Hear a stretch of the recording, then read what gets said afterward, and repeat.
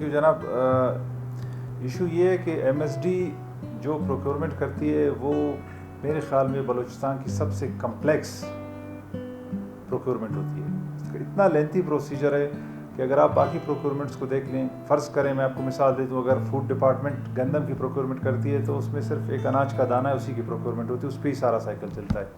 हमारे यहाँ तकरीबन 3000 आइटम्स होते हैं, मुख्तलिफ मेडिसन, टैबलेट और इन चीज़ों के।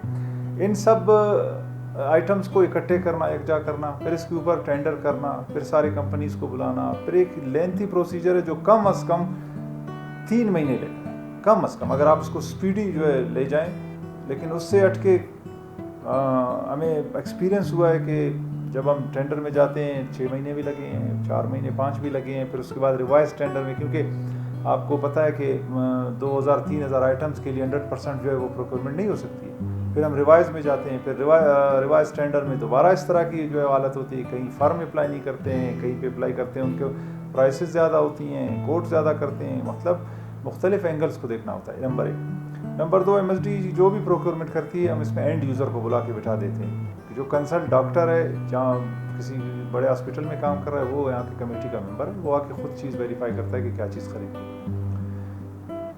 अनफॉर्चुनेटली कुछ अरसे से जो है वो ये प्रोसेस में जो इतने टेक्निकलिटीज़ इन्वॉल्व हैं कि ये जो है डिले इसमें होता रहा है। लेकिन फिर भी 2017-18 में भी प्रोसेस प्रोक्योरमेंट हुई है, हॉस्पिटल्स को सप्लाइयाँ हुई हैं, 18-19 में भी हुई हैं। एक चीज़ और आप जहन में रखें कि एमएसडी जो है वो पूरे बलूचिस्तान को सप्लाई नहीं करती है।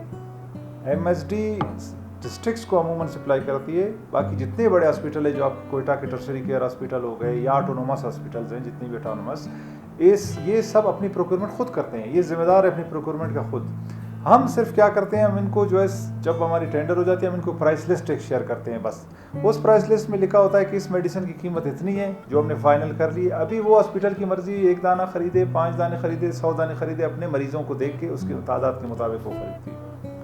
तो ये चीज़ जहन में रहे कि इतना कम्प्लेक्स प्रोसीजर है कि इसमें डेफिनेटली टाइम लगता है। लेकिन उसके बावजूद भी हमने अतुलइम्कान कोशिश की है कि डिस्ट्रिक्टों को मेडिसिन जो है मुहैया कर सकें, हमारे टर्शरी केयर हॉस्पिटल्स को हम जितना सपोर्ट कर सकें वहाँ आए।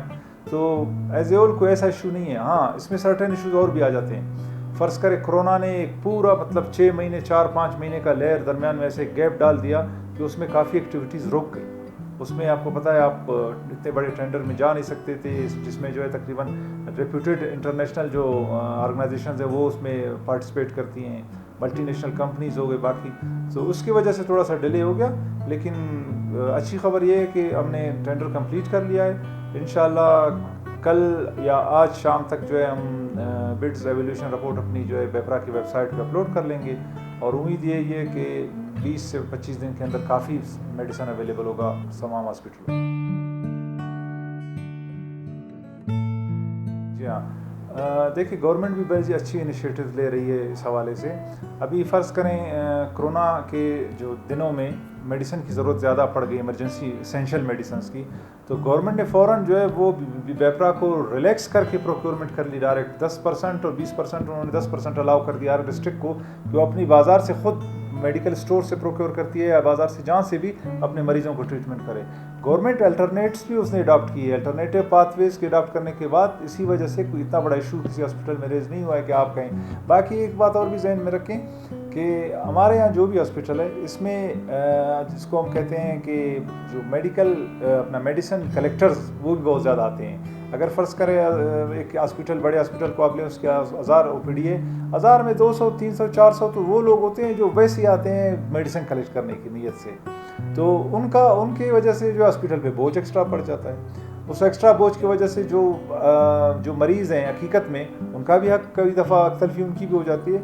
लेकिन फिर भी गवर्नमेंट प्रोसीजर्स अडॉप्ट कर रही है। अभी बेपरा से मेरी परसों मीटिंग हुई है, वहाँ प्रेजेंटेशन थी। इसके बाद इंशाल्लाह हम कोशिश कर रहे हैं कि आने वाला टेंडर हमारा ऑनलाइन होगा और तमाम कंपनियां भी वो अप्लाई कर सकेंगे ऑनलाइन। एक दूसरे हमने एमएसडी में बड़े इंटरवेंशंस किए जब से मेरी पोस्टिंग यहाँ पे हुई है। हमने एमएसडी में जितनी भी मेडिसिन है इस सब को बार कोड लगाने के लिए हम प्लान कर रहे हैं कि इसके बाद बार कोड लगे कि बलूचिस्तान के जिस भी कोने में मेडिसिनों में पता हो कि ये कौन सा मेडिसिन है, कब आया है, कब गया है। हमने सॉफ्टवेयर जनरेट किया है, पूरे एमएसडी को सॉफ्टवेयर के अंडर लाया है इस सॉफ्टवेयर के तहत हमें पता चलता है कौन सी मेडिसिन कब आई है, कब एक्सपायर हो रही है, कब हमें निकालना है उसको, क्या उसकी प्राइस है। तो हम टोटली जो है वो मैनुअल सिस्टम से मेरे दौर में डिजिटलाइज सिस्टम की तरफ जो है जा रहे हैं। तो इंशाअल्लाह ताला उम्मीद यही है कि मज़ीद भी बेहतरी आएगी।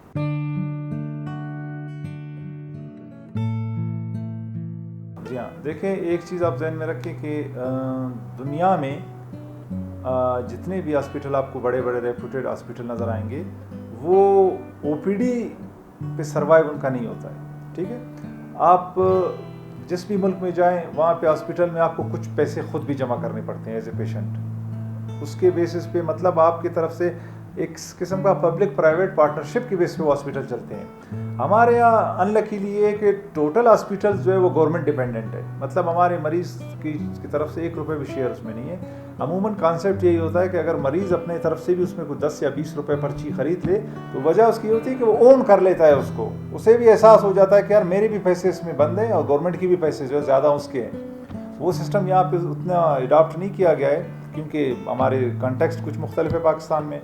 बहरहाल इंटरनेशनल मेयार की अद्वियात अभी भी अवेलेबल है, हम प्रोक्योर भी कर रहे हैं और सारे हॉस्पिटलों को भी दे रहे हैं। लेकिन एक चीज़ आपके जहन में रहे कि जो बोझ हॉस्पिटलों में ओपीडी का है, वो ओपीडी का बोझ अगर आप दुनिया के किसी भी मुल्क में दे दें वो उसको 100% कैटर नहीं कर सकते हैं। लिहाजा हम जितना मैक्सिमम हो सक रहा है हम उसको कोशिश करें कि एड्रेस करें।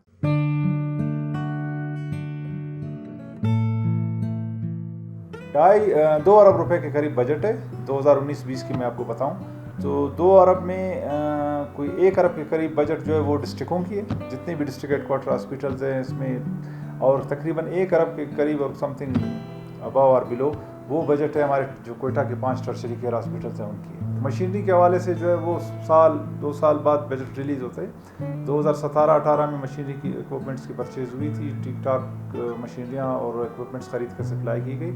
इस दफ़ा हम दोबारा गवर्नमेंट से रिक्वेस्ट कर रहे हैं कि हमें इस मद में भी पैसे दिए जाए ताकि हॉस्पिटलों में कुछ इक्विपमेंट्स और मशीनरी सप्लाई की जाए। हर हॉस्पिटल की अपनी डिमांड होती है। फ़र्ज़ करें अगर आप एक डिस्ट्रिक्ट हॉस्पिटल बलूचिस्तान का ले लें, उसको MRI मशीन नहीं चाहिए, उसको CT स्कैन नहीं चाहिए, उसको बेसिक चीज़ चाहिए।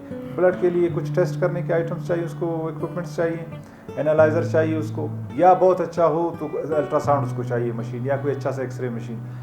टर्शरी केयर के हमारे यहाँ पे इनको MRI चाहिए, इनको CT स्कैन चाहिए, तो मुख्तलिफ है रिक्वेस्ट, सारे की अपनी रिक्वेस्ट उसके मुताबिक उन्होंने भेजी। देखिए, केसेस सबसे पहले बात है कि केसेस मुख्तलिफ डिपार्टमेंट्स में आते रहते हैं, ये आपको भी पता है, मुझे भी पता है। हेल्थ चूँकि एक सेंसिटिव डिपार्टमेंट है और सबकी नज़रों में, इस वजह से यहाँ पे कोई छोटा सा भी इशू या बड़ा इशू, वो दोनों इशू को आवाम जो है वो बहुत ज़्यादा गौर से देखते हैं। जो कुछ भी हुआ है वो चूँकि अंडर इन्वेस्टिगेशन है, उस पर मैं कमेंट कर नहीं सकता हूँ अपने ऑफिशियल कैपेसिटी में। जो कुछ होगा अगर हकीकत है भी सामने आएगा, अगर एलिगेशन से भी पता चल जाएंगे, उसमें मैं कोई राय नहीं दे सकता हूँ। लेकिन ये मैं कह सकता हूँ कि हम जितने लोग यहाँ बैठे हैं और हमारे कोलीग्स बैठे हैं, हम कोशिश कर रहे हैं कि अत्तल इम्कान अच्छा काम करें और परफेक्ट अपने आप को शो करें अपने एक्टिविटीज़ में जो ऑफिशियल हमें गवर्नमेंट ने असाइन की है। लेकिन फिर भी मैं यही बात आपको कहूँ कि इतना लेंथी प्रोसेस है कि उसमें फ्लॉज आने के चांसेस फिर भी होते हैं। लेकिन ये है कि उन फ्लॉज को जस्टिफाई भी बंदा कर सकता है कि उसकी उनकी रीजंस क्या है। देखिए, डिजिटलाइजेशन का फ़र्क ये होगा कि आप मैनुअल सिस्टम से रजिस्टर वगैरह इन चीज़ों से जो हट जाएंगे। जब आप इनसे हट गए, आपके हाथ में एक मोबाइल या एक लैपटॉप है, आप उस मोबाइल और लैपटॉप में देखेंगे घर में बैठ के भी कि आज कौन सी मेडिसिन MSD में आई, कौन सी किस डिस्ट्रिक्ट को कितनी क्वांटिटी में सप्लाई हुई और इस वक्त किस डिस्ट्रिक्ट में कितना स्टॉक पहुंचा हुआ है। जब ये सारा कुछ आपके सामने जो है वो आपकी फिंगर टिप्स पे मौजूद होगा तो डेफिनेटली उसमें चोरी भी जो है वो रुक जाएगी और उसकी गैर ज़रूरी यूज़ भी रुक जाएगी।